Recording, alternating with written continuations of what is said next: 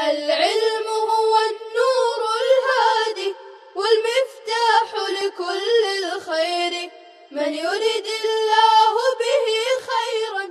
السلام علیکم ورحمۃ اللہ وبرکاتہ۔ عزیز طلبہ، اس سے پہلے والے سبق میں مصنف رحمۃ اللہ علیہ نے تیسرے شعر کے اندر اور دوسرے اور تیسرے مخرج میں حروف حلقیہ کے 6 حرفوں میں سے حمزہ ہا، عین ہا کا مخرج بیان کیا تھا۔ دوسرے مخرج سے حمزہ ہا اور تیسرے مخرج سے عین ہا کو بیان کیا تھا۔ اب یہاں چوتھا مخرج بیان کر رہے ہیں، ادناہ غین خاؤہا۔ بس اتنا ہی ہے، ادناہ غین خاؤہا، کہ ادنائے حلق غین اور اس کی خا کا مخرج ہے۔ غین اور اس کی خا کا مخرج ہے۔ پورے اس شعر کے اندر یعنی چوتھے شعر کے اندر مصنف نے حروف حلقیہ کے 2 حرف غین خا اور اسی طرح سے قاف اور کاف کا مخرج بیان کیا ہے۔ غین خا اور قاف کا مخرج تو مکمل بیان کیا ہے، لیکن کاف کا مخرج مکمل نہیں ہے، اس کی تکمیل اگلے شعر میں ہے، اسفل۔ بہرحال ادنا سے مراد کیا ہے، ادنا کا معنی کیا ہے؟ آپ جانتے ہیں کہ ادنا بمعنی اقرب ہے۔ جس طرح سے آپ کو کہا گیا تھا کہ اقصائے حلق کے بارے میں کہ اقصا یعنی ابعد، اقصائے حلق کیوں کہا جاتا ہے؟ ابعد عن الفم، یعنی منہ سے بہت دور ہے، یعنی حلق کا وہ حصہ جو منہ سے دور ہو۔ اب ادنا کا مطلب کیا ہوگا؟ اقرب، تو مطلب ہوگا کہ اقرب الی الفم، یعنی حلق کا وہ حصہ جو اقرب الی الفم ہے۔ ادناہو میں ضمیر کا مرجع واضح ہے کہ وہ حلق کی طرف لوٹ رہا ہے، اور خاؤہا میں ضمیر کا مرجع غین ہے، غین اور اس کی خا۔ بہرحال اب یہاں پر بھی حمزہ ہا، عین ہا کی طرح سے اختلاف یہاں پر بھی ہے ترتیب خروجی کے اندر۔ چنانچہ علامہ سیبویہ، علامہ ابو الحسن شریح، علامہ جزری اور علامہ شاطبی رحمہم اللہ کہ یہاں ادنائے حلق 2 حصوں میں جزوی طور پر منقسم ہے۔ پہلے حصے سے جو وسط حلق کی طرف ہے اس سے غین، اور دوسرا حصہ جو منہ کی طرف ہے اس سے خا ادا ہوتی ہے۔ جبکہ علامہ مکی نے اس کے برعکس کہا ہے، یعنی پہلا حصہ جو نیچے ہے وسط حلق کی طرف اس سے خا، اور اوپر والا حصہ جو منہ کی طرف ہے اس سے غین مانتے ہیں۔ بہرحال یہ 2 بالکل مخالف قول ہوئے کہ علامہ ابو الحسن شریح، سیبویہ، جزری اور شاطبی یہ حضرات غین کو مقدم مانتے ہیں، اور یہی جمہور کا بھی مسلک ہے، اور خا کو مؤخر مانتے ہیں یعنی منہ کی طرف والے حصے سے، اور علامہ مکی اس کے برعکس کہتے ہیں۔ بعض حضرات نے تقسیم ہی نہیں کی، یعنی ادنائے حلق جیسے اقصائے حلق اور وسط حلق میں بعض حضرات نے کیا کہا تھا کہ ان میں کوئی تقسیم نہیں ہے، 2 حصوں میں جزوی طور پہ تقسیم نہیں کیا، بلکہ اقصائے حلق سے بغیر کسی ترتیب کے، اسی طرح سے وسط حلق سے بغیر کسی ترتیب کے، تو ایسے ہی یہاں پر ادنائے حلق میں بھی بغیر کسی ترتیب کے غین اور خا ادا ہوتے ہیں، جس طرح سے اقصائے حلق سے بغیر کسی ترتیب کے حمزہ اور ہا، وسط حلق سے عین اور ہا ادا ہوتے ہیں، اسی طرح سے یہاں پر ادنائے حلق سے غین اور خا ادا ہوتے ہیں۔ بہرحال اب یہاں ایک بات یہ آپ کو پریشان کر رہی ہوگی، اور آپ کے ذہن میں یہ خیال آ رہا ہوگا کہ مصنف نے غین اور اس کی خا کیوں کہا؟ غین کی خا یعنی خا کو غین کی طرف مضاف کیوں کیا گیا ہے؟ تو اس کا جواب یہ ہے کہ ادنا ملابست اور تعلق کی وجہ سے، ادنا ملابست اور تعلق کی وجہ سے کہ غین اور خا کے درمیان تعلق ہے، اس وجہ سے کیا کہتے ہیں یہاں پر اضافت کر دی گئی۔ جیسے کبھی ہم اپنے محاورے میں بھی کہتے ہیں اس طرح کی بات بولتے ہیں تو غین خاؤہا، تو ادنا ملابست اور تعلق کی وجہ سے یہاں پر جو ہے خا کی اضافت غین کی طرف کی گئی ہے، اور تعلق وہ یہ ہے کہ یہ دونوں حروف ہجائیہ میں سے ہیں، دونوں حلقیہ ہیں، دونوں جو ہے معجمہ یعنی نقطے والے ہیں، دونوں ہم مخرج ہیں، اسی طرح سے دونوں مستعلیہ بھی ہیں، یعنی دونوں کی صفت بھی ایک ہے۔ تو اتنی ساری جو ہے ان کے درمیان جو ہے مناسبت پائی جاتی ہے، اس وجہ سے یہاں پر مصنف نے خا کی اضافت غین کی طرف کر دی۔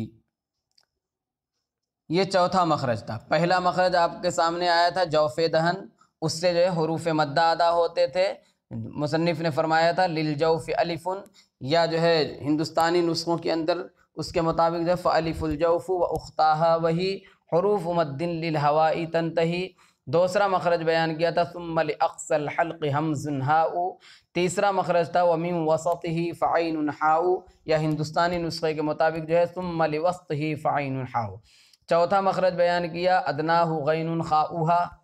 اب پانچواں مخرج بیان کر رہے ہیں والقاف اقصى اللسان فوق۔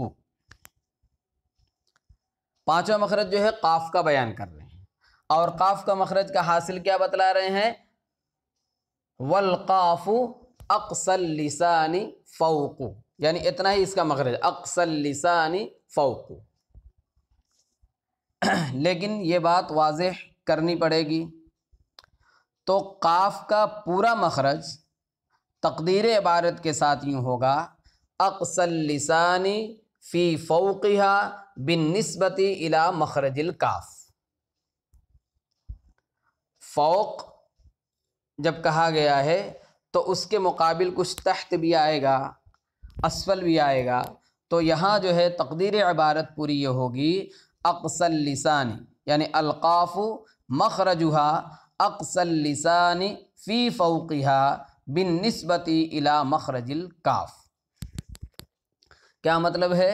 یعنی قاف کا مخرج اقصائے لسان، ذرا اوپر والا حصہ، اور یہ جو ہے اوپر والا حصہ کس کے مقابل میں؟ کاف کے مخرج میں، کیونکہ آپ نے اردو کی کتابوں میں پڑھا ہے کہ قاف کا مخرج اقصائے لسان، اس کے مقابل اوپر کا تالو، اور کاف کا مخرج کاف کے مخرج سے ذرا منہ کی طرف ہٹ کر۔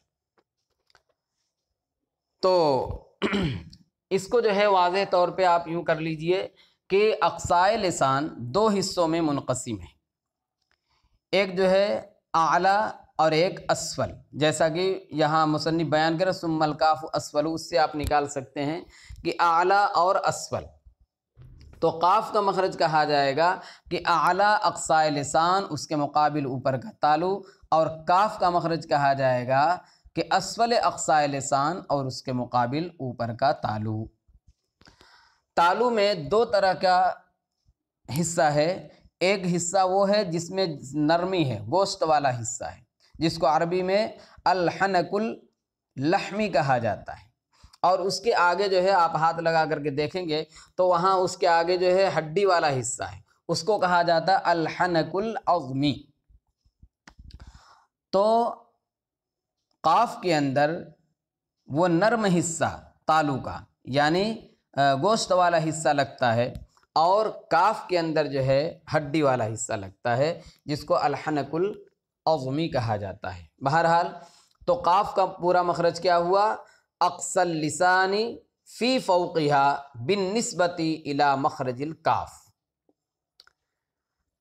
اب یہاں جو ہے مصنف نے صرف کتنا بیان کیا؟ اقصى اللسان، کہ قاف کا مخرج جو ہے اقصائے لسان ہے، ذرا اوپر کی طرف، اور آپ جانتے ہیں کہ اقصائے لسان اوپر کے تالو سے لگتا ہے تب جو ہے قاف ادا ہوتا ہے، یا کوئی بھی حرف تصادم جسمین کے بغیر ادا نہیں ہوتا۔ تو اب یہاں پر مصنف رحمۃ اللہ علیہ نے صرف ایک ہی جز کو بیان کیا ہے اقصى اللسان، اور حنک کو یعنی تالو کا ذکر کیوں نہیں کیا؟ تو اس کا ایک جواب تو یہ ہے کہ مصنف رحمۃ اللہ علیہ کی مراد تو یہی ہے کہ اقصى اللسان مع الحنک الاعلی، مگر چونکہ آواز قاف میں مگر جو ہے چونکہ قاف میں آواز کا زیادہ اعتماد اقصائے لسان پر ہوتا ہے اور حنک یعنی تالو کی حیثیت صرف جو ہے محل اتصال کی ہے،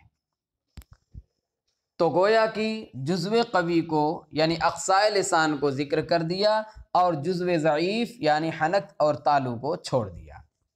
بہرحال یہ جو ہے آپ کے سوال کا یہ ایک جواب ہو سکتا ہے کہ مصنف نے تالو کو کیوں ذکر نہیں کیا، حنک کو کیوں نہیں ذکر کیا، تو اس کا کیا جواب دیا گیا کہ اصل میں قاف کی ادائیگی میں آواز کا زیادہ اعتماد اقصائے لسان پر ہوتا ہے اور حنک اور تالو کی حیثیت جو ہے محل اتصال کی ہوتی ہے، تو گویا کہ جزو قوی کو مصنف نے ذکر کر دیا اور جزو ضعیف کو چھوڑ دیا۔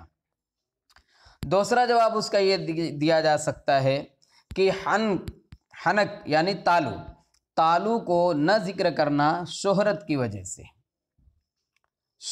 وجہ سے کیونکہ آپ جانتے ہیں کہ بغیر اتصال جسمین کے کوئی حرف ادا نہیں ہو سکتا اور اقصائے لسان جب بھی ملے گا تو حنک اعلیٰ سے ہی ملے گا۔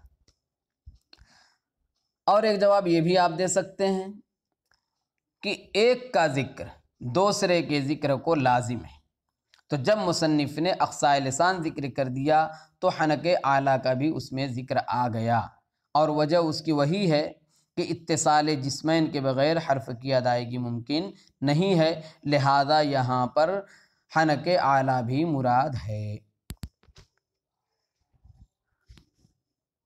اور ایک جواب بعض لوگوں نے یوں بھی دیا ہے، دیکھیے کتنی باریکیاں جو ہے اکابرین اور جو ہے مصنفین نکالتے ہیں۔ بعض لوگوں نے یہ جواب دیا کہ اس میں جو ہے قاف کے مخرج میں دو جز ہے، ایک جز ہے لسان اور دوسرے جو ہے تالو یعنی حنک۔ ان دونوں جزوں میں سے اوپر والا جو جز ہے یعنی تالو، یہ جو ہے ساکت اور ساکن رہتا ہے، وہ ہلتا نہیں ہے، اور زبان جو ہے متحرک ہوتی ہے، ہلتی ہے، تو مصنف نے جزو متحرک کو بیان کر دیا اور جزو ساکت و ساکن کو چھوڑ دیا۔ بہرحال یہاں جو ہے مراد حنک اعلیٰ ہے، کیونکہ حنک اعلیٰ کے بغیر جو ہے کیا کہتے ہیں قاف ادا نہیں ہو سکتا۔ بہرحال تو قاف کے مخرج کا حاصل یہ ہوا کہ قاف کا مخرج ہے اعلیٰ اقصائے لسان، اس کے مقابل اوپر کا تالو۔ یہاں جو ہے مصنف نے قاف اور کاف کا دونوں کا مخرج بیان کر رہے ہیں، تو قاف کے مخرج میں کیا کہا ہے اقصى اللسان فوق، پھر اس کے بعد جو ہے ثم الکاف اسفل کہا ہے، تو فوق اور اسفل سے بالکل واضح طور سے یہ پتہ چلتا ہے کہ اقصائے لسان دو حصوں میں منقسم ہے۔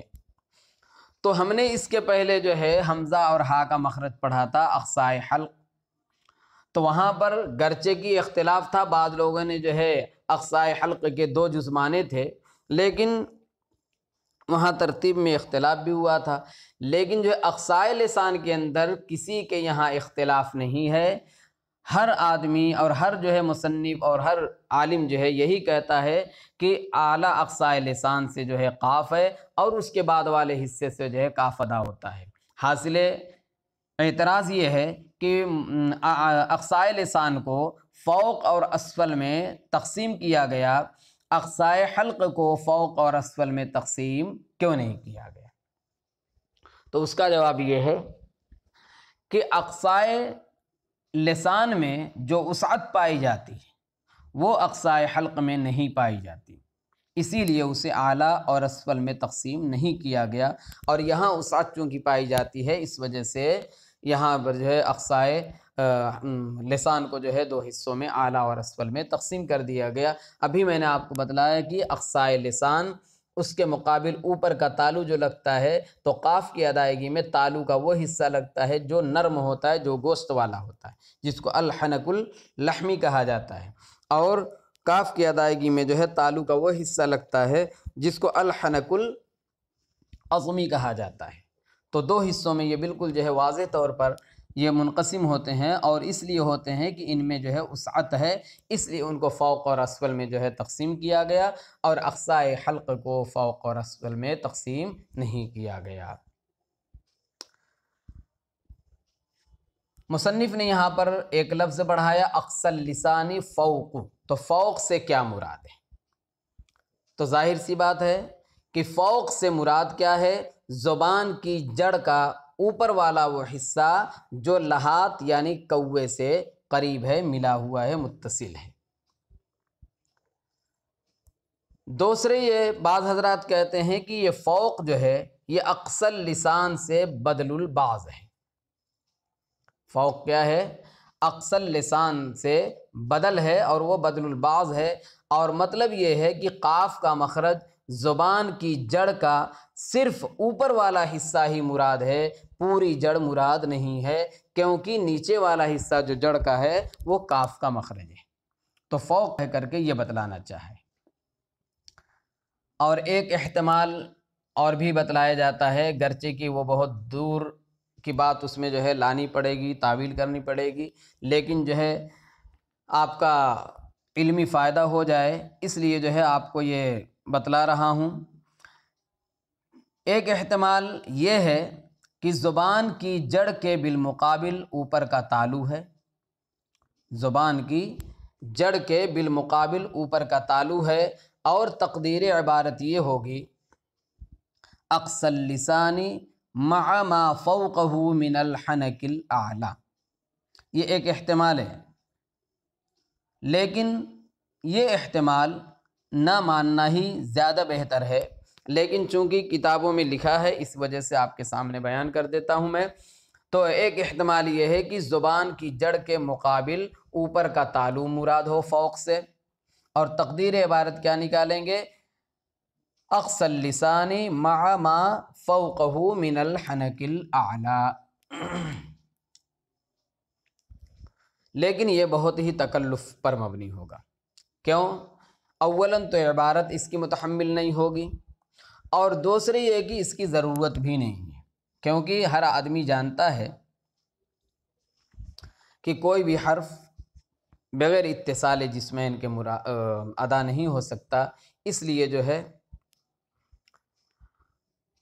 حنک کا تذکرہ تو خود بخود آ جائے گا، جیسا کہ ابھی میں نے کہا تھا کہ ایک کا ذکر دوسرے کے ذکر کو مستلزم ہے۔ اگر جو ہے میں نے یہ کہا کہ یہ فوق سے مراد جو ہے کیا لیا جائے کہ اس کے مقابل اوپر کا تالو، تو پھر جو ہے کیا کہتے ہیں اس میں ایک خرابی یہ لازم آئے گی کہ فوق سے اگر اوپر کا تالو مراد لے لیں گے تو اسفل سے نیچے کا تالو مراد لینا پڑے گا، اور نیچے تالو ہے نہیں، نیچے کے حصے میں، منہ کے نیچے کے حصے میں تالو نہیں ہے، اس لیے یہ بالکل باطل ہے۔ اس لیے میں نے شروع میں ہی کہا تھا کہ یہ تیسرا ایک احتمال ہے، اور وہ واقعی احتمال ہی ہے، یعنی اسی طرح کسی کے ذہن میں یہ بات آ گئی اور اس نے جو ہے یہ احتمال کتاب میں ذکر کر دیا، تو میں نے کہا کہ آپ کے سامنے بھی یہ بات آ جائے اس لیے بیان کر دیا۔ بہرحال مصنف رحمۃ اللہ علیہ نے پانچویں مخرج کے اندر جو ہے قاف کو بتلایا، جس کا حاصل یہ تھا کہ قاف کا مخرج کیا ہے؟ اعلیٰ اقصائے لسان، اس کے مقابل اوپر کا تالو۔